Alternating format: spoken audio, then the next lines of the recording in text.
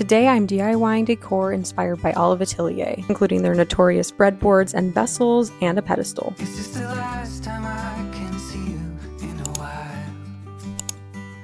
Is it the drill? Anyone who's familiar with Olive Atelier is probably familiar with their breadboards, so I'm going to make my own, using this one as inspiration, and starting with this thrifted pizza board that I got for $4.99. Here's the plan for the breadboard. Start by sanding it to remove any grime from previous owners. Then we'll rough it up to give it the perfect antiqued look. And finally we'll stain it using 2 different stains to achieve the effect that I'm going for. So let's get started with step 1, sanding. I can take what I need to get by. It doesn't make it easy. The other piece of my heart. Once you've sanded all the scratches and oil off of the top layer, it's time to go in with step 2, which is to rough up the board.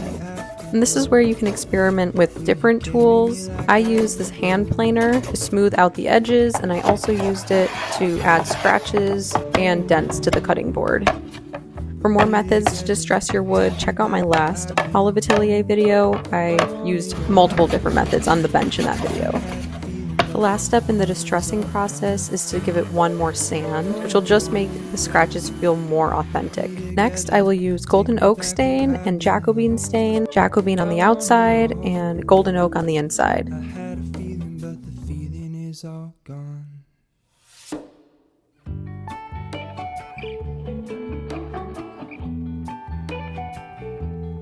feeling is all gone. I want the Jacobean stain to be much more subtle, so I'm going to sand some of it down with my sander and then restain it with the golden oak. If I could take you back to my youth and show you what I wish I knew. My will is strong with a place to lean. In the moment I hung desperately. The other ring on my wrist is gold, pairing with the light it holds. When I return from my skin and bones, I'm remembering the words you told me. I fell in love with this beautiful vase from Olive Atelier, so I'll be DIYing it using this thrifted jug that cost $5.99. And here's the plan for the vase. I'll start by priming it with spray paint, then I will use air dry clay to make a handle and to add some shape to the jug. Finally, I'll use multiple layers of paint to get the look that I want. So let's get started with step 1, priming.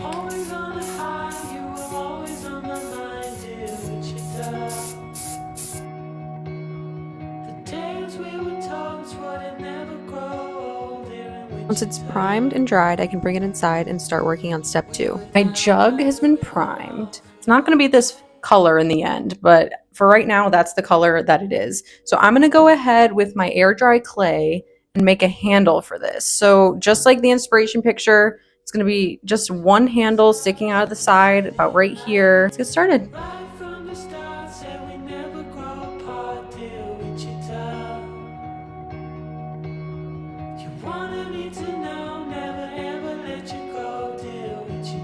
This is where your water can come in handy as well, because you want to smooth it out. And look, it just makes it like there's no cracks, nothing. And you want to be careful. Oh, I should have put parchment. Let me grab parchment paper so it does not stick. So it's going to sit something like this, working it into it. And then the piece kind of comes like straight out like this. And then down. Okay, now I feel like it's too long. I made it smaller because I think it needs to come out of like here. It goes like that. And then form into here like this. Actually, probably a little lower even. The shape of the jug right now is just a little bit too plain. So using my air dry clay, I'm just going to add a little bit extra shape to it.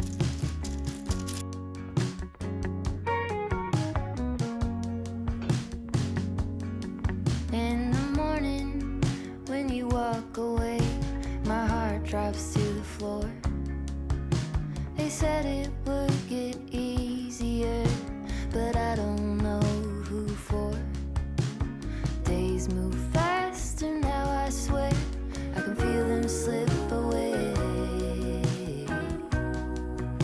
But some things last forever. The love that never fades.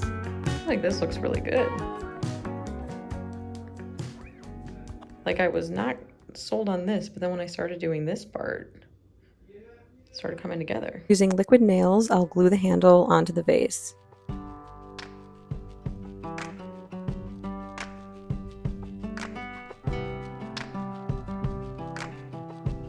Then using painter's tape, I tape the handle in place while it dries and wipe off any excess glue. I will allow the glue to dry for 24 hours before moving on to our next step, which is to use a baking soda and paint mixture to paint my entire vase.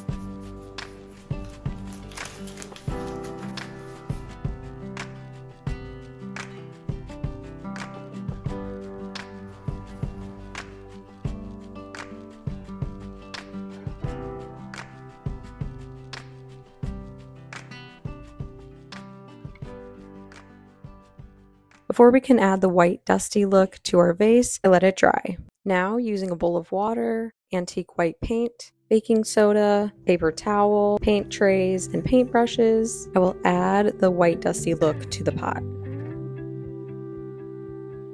I could sit around and wait all day.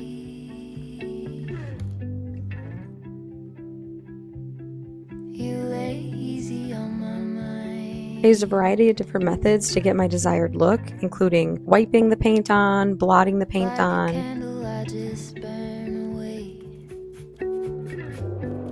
I also added a little bit of brown paint to replicate dirt.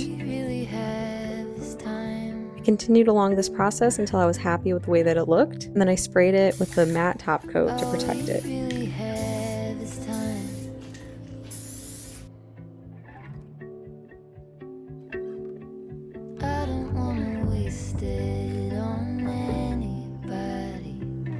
Take it with anybody but you.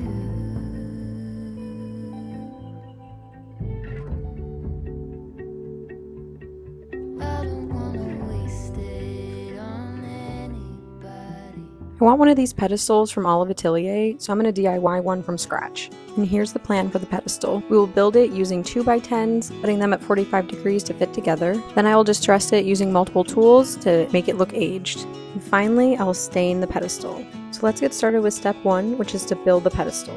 I bought a 2x10 piece at 16 feet long, and the people at Home Depot cut them into 3 feet long pieces for me. So now we're using our table saw to miter all the sides at 45 degrees so that they can fit together perfectly like this. Yep, starting to come together. Look at that. Because that'll be, I know. And we continued this process for all 4 boards. Then using a mix of wood glue and brad nails, we assembled the pedestal. I heard you want to leave this place where we grew up. This old town, just put it all behind. Remember you and I always find somewhere to hide when we were kids, so we could see the years of what are gone. The river's gonna cry when you're gone.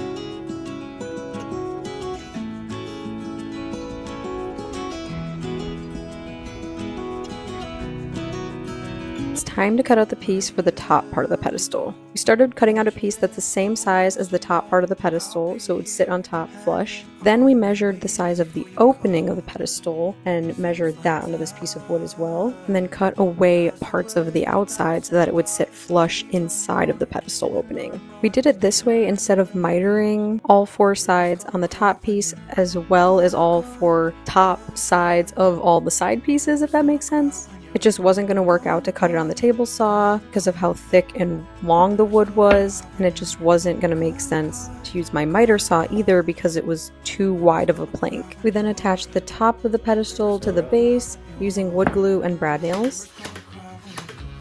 Then this will all get like sanded so that it looks more like one chunk of wood, because obviously the mitering would have been ideal, but it just wasn't going to work out.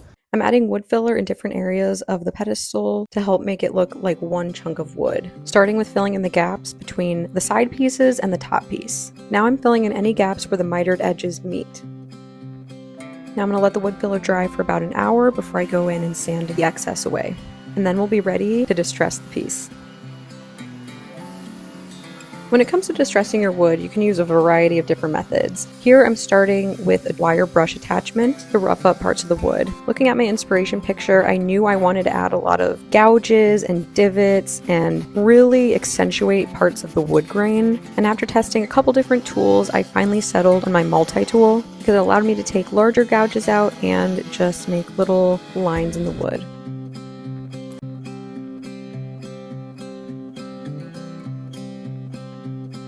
I also use this tool to smooth out the sharp corners and edges to make it look super old. Clouds and thunders standing in my way, but I must try to figure it out anyway.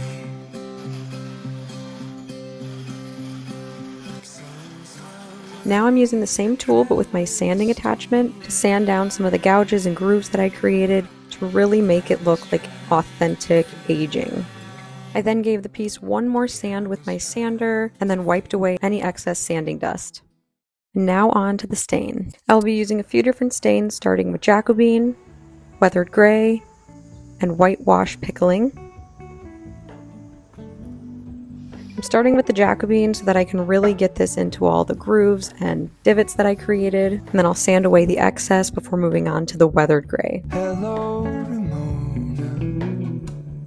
I can't shake the simplest feeling beyond the ghost. We stand on the opposite shore. Hello, Ramona. I reach through mysterious ceilings, my only hope. I look for the things I don't know.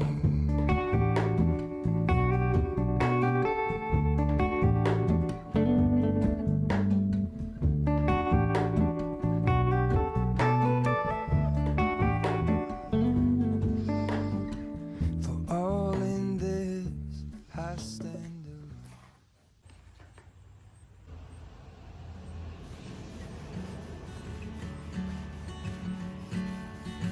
If I ask you, don't hold back on me.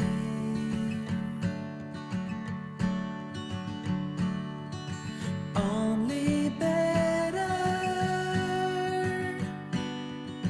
if you set it free. After going in with 2 coats of the gray stain, I realized that it was a little too gray, so I decided to skip the whitewash and go in with golden oak instead. We can see everything clear.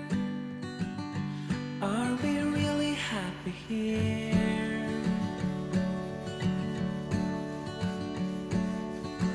There's a shadow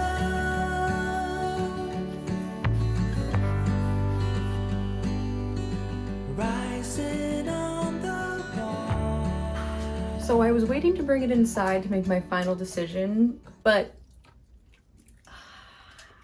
I just don't like the stain. First of all, it's not that the stain is bad necessarily, it just isn't what I was going for.